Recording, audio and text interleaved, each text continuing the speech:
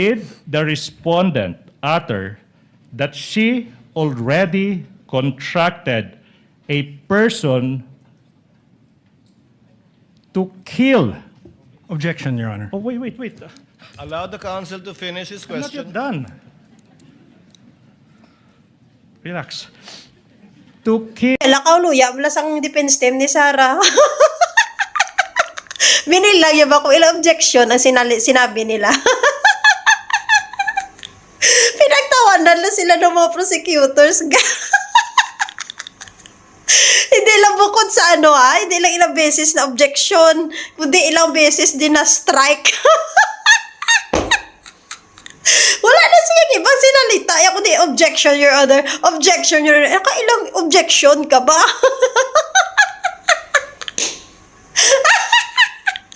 Grabe, ang galing talaga ng mga prosecutor, no? Ang galing talaga nila.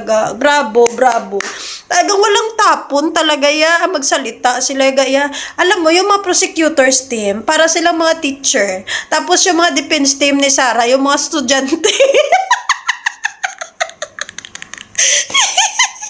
Kinakain sila ng buhay ng prosecutors. Grabe, saludo. Ang galing ng prosecutors team, ha? Talagang ang galing talaga nila. Hindi talaga makaisa yung mga witness. Ang mga ang mga defense team ni Sarah. Nilamon na ng buhay ka. Kumbaga, itong mga prosecutors team talagang grabe ka. Yung knowledge talaga to the highest level. Ang galing. So, mukha mamaya, may matatapunan na naman ng laptop.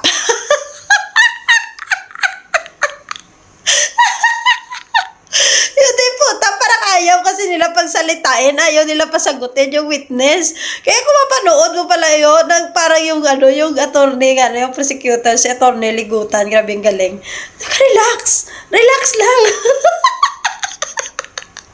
Relax ka lang, boy. Pagsalitain muna natin yung witness. Hindi pa gani natatapos yung tanong, mag-object ka na. Yun na ba yung pinirepare nyo mga defense team? Puro objection, Your Honor? Kaka-object yan, nagkala-strike na siya. Ay, na lang. Pero grabe ka, ang galing talaga, no? Sana magtuloy-tuloy. At napahanga talaga ako. Ganito sana, no, yung nangyari last year. Kung tinuloy nila yung impeachment ni Sarah. Diba? Ang galing talaga. Bravo. Saludo po kami sa ating mga prosecutors team at saka sa witness. Ang galing din ng witness, ha? Pansinin yung mabuti. Napaka-chill lang ng NBI witness, no? Yung sa forensic.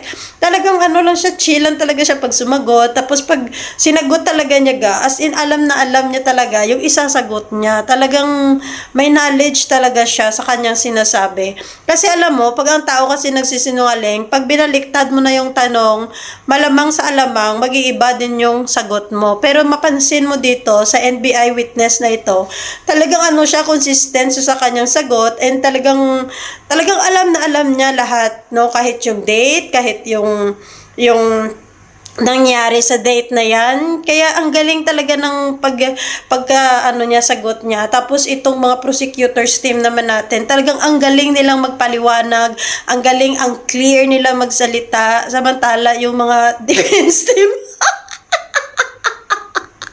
nagtae-tae yung defense team.